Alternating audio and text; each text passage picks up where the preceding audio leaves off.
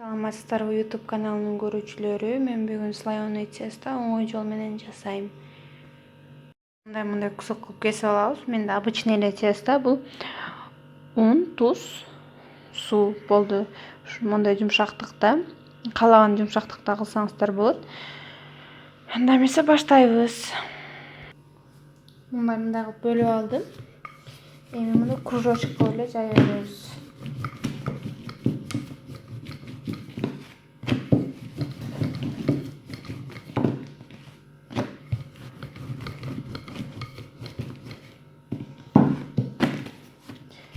Айырмасы жок, тоголокпу, төрт буруштукпу, өзүңүз каалагандай удобный кылып мындай калыңдыкта кылып жая беребиз. Баарын биринчи жайып алабыз.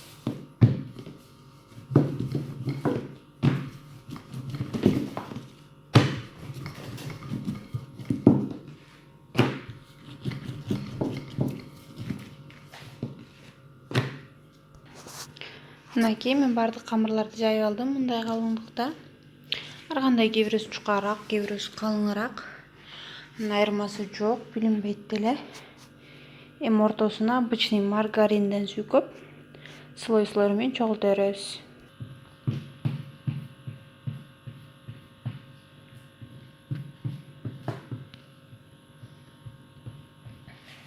Өзүңүздөр каалагандай кылып сүйкөйсүздөр.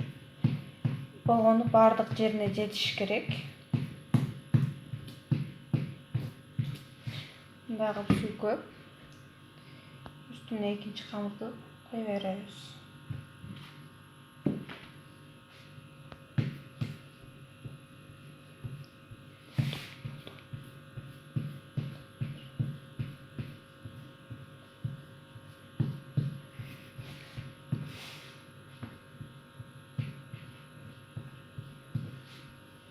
Мага бычак менен ыңгайлуу болуп турат сүйкөгөн. Маргаринди бир аз эритип алып сүйкөй беребиз.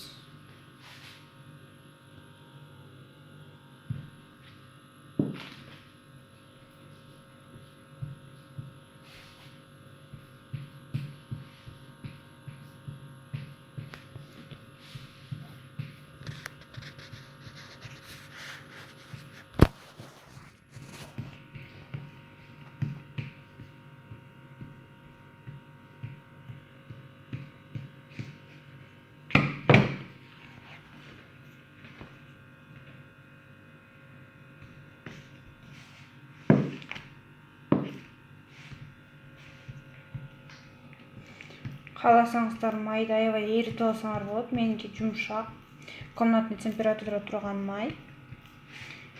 Мага ушундай май менен иштеген ыңгайлуу. Кааласаңыздар аябай эритип алып,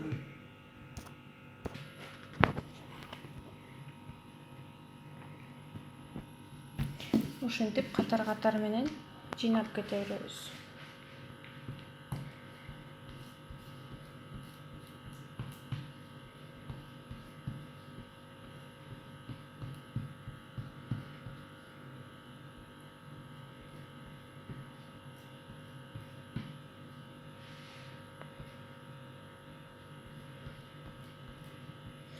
Бул аябай жолу ыңгайлуу. Ким камырды аябай жука кылып жайгысы келбесе, жайганды билбесе, ушинтип жасаса болот.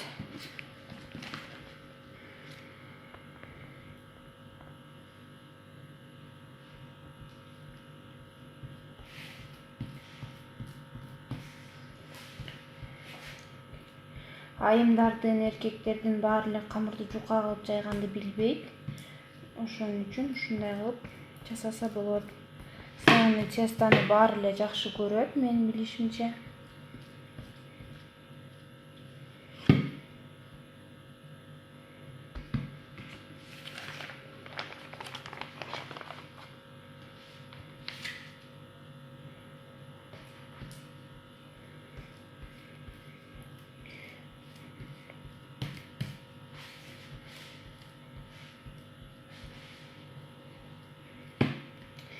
Мен буну деген интернеттен көрүп калдым. Бул только слоеный тесто эмес, паровой блины деп коюшат экен. ошону мен слоёный тесто кылып жасаганды чечтим.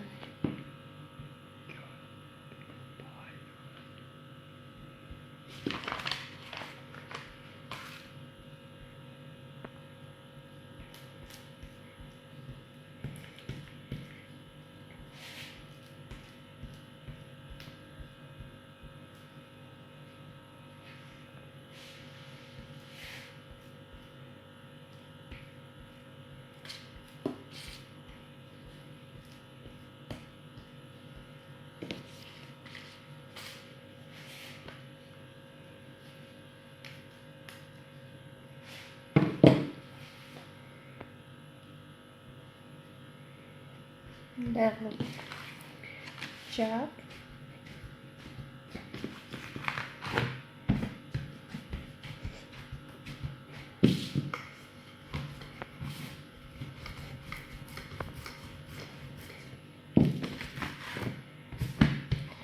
мындай бияк жагынан бир аз ундап алып,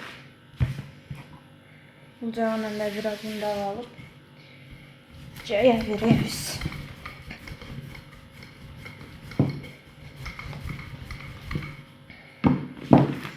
Өтө жука кылып деле жайганын кереги жок. Мынакей достор, биздин слоёный тесто дайым болду. Мындай кат-кат болуп түштү. Жасайбыз, жасап көрөбүз.